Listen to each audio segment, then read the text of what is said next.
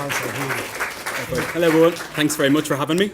As he said, CIARAN MONAHAN, I've done a quick study on behalf of the GFI about the actual analysis of ESD topics in the Leaving Cert, because obviously I see a few young people here in the room today and everyone will agree with me because it wasn't too long ago for me either.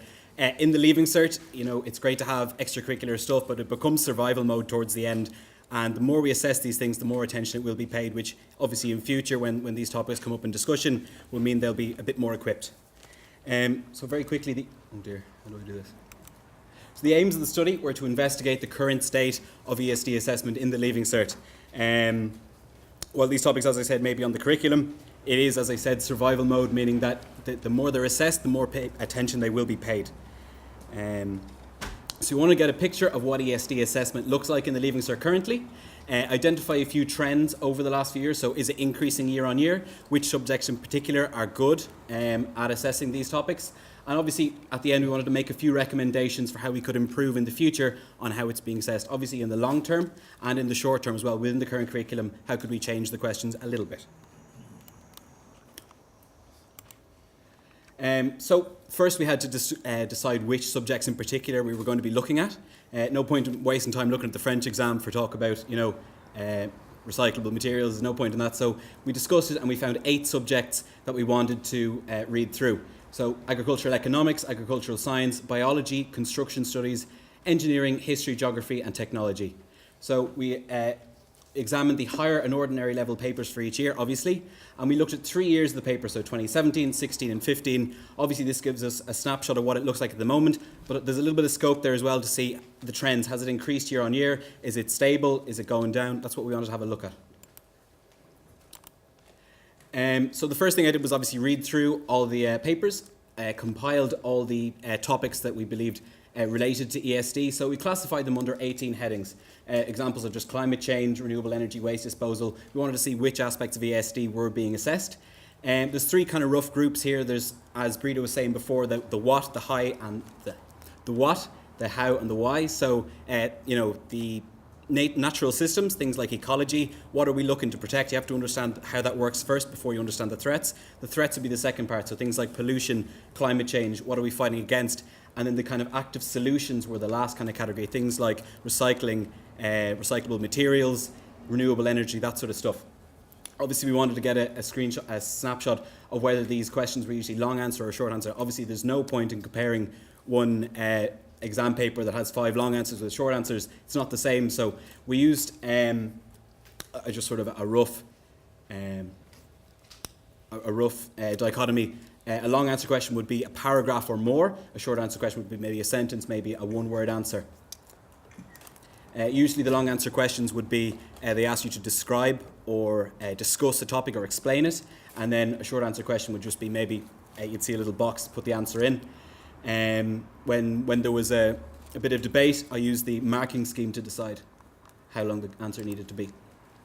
So how I handled that was, as I said, I organised a log of all the questions over the years, organised by, obviously higher or ordinary level, and whether they were, what year they were in. Obviously, I used the 18 headings. You can see here an example of one of the tables I made that allows us to get a snapshot of how long or short questions, the topics they're being given, and when they're occurring. As you can see here, 2016 and 17, just a rough one from the biology exam. It is increasing a little bit. Now that's obviously a special case, but it's good to see all the same. So the results, agricultural economics. With that one, it wasn't much reference to ASD topics. The main things were the cross-compliance system of the basic payment scheme. Environmental policies was the big thing. Makes sense with the economic heading. In here we saw a good mix of short and long answer questions, so both a breadth and a depth of knowledge was assessed. I suppose the main issue would have been that there weren't many questions. As with a lot of the topics I'm talking here about today, the main idea was just to increase the amount of questions. As you increase the amount of questions that are being asked about a topic, Leaving Cert students will focus on it more. It's advantageous to them, so it's advantageous to us as well. Agricultural science, this one I was impressed by. There was frequent reference to ESD topics.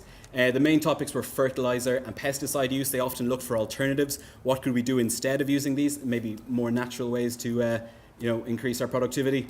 It fostered a great sense of responsibility in people who'll be working in this sector in future. So it asked a personal question a lot of the time, I felt. Biology, once again, as you'd expect, there was very frequent reference to ESD topics.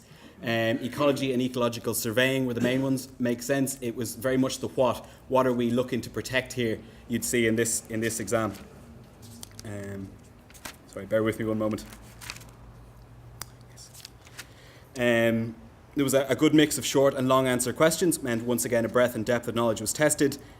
Particularly common are ecological definitions and comprehension, so they'd give you a short, maybe paragraph about the role of an organism in the environment, and then they'd ask you a bit of comprehension. That was mostly in the ordinary level paper. Construction studies, this was the one I was most impressed by. Now, I didn't do this for the Leaving Cert myself, and I wasn't expecting it, but there's very frequent reference to ESD topics. The main two were energy efficiency in the home, so things like insulation, how do we make this more efficient, and also things like, solar power, things like that. The main issue we found was there were often calculations were asked, not rationale. So they'd ask about insulation and give you maybe a sum to do rather than asking why. So a small tweak like asking maybe small rationale questions, a short answer question would get people thinking a little bit more about how and why we're doing this. Engineering, this one I wasn't impressed by. There was infrequent reference to ESD topics. The main topics were renewable energy and recyclable materials. Not much to talk about here. Once again, the main recommendation would be to increase the number of questions being asked. With geography, it was probably the best one I read. Most frequent reference to ESD topics. The main topics were human impact on biomes, fossil fuels, other questions which discuss human impacts. They reinforce awareness, asking questions like how do humans impact on mass movement. It's not a direct sustainability question, but it does reinforce that thought of how are humans impacting the world. Modern history, very infrequent reference as you can probably expect. The main topics were industrialization. Now, one of the key recommendations I would have here was that if they frequently asked for the societal impacts of industrialization or maybe the production of the first motor car, how did it affect society? What could be a very small tweak that would once again encourage maybe critical thought would be if they asked for the positive and the negative. You could then bring in a lot of subjects about sustainability into that. Technology, once again, I was very impressed by. Frequent reference to ESD topics, renewable energy, recyclable materials, very similar to the engineering exam, were the most common. This one we did see a year-on-year increase every year in the number of questions being asked, which is very, very positive. So overall trends.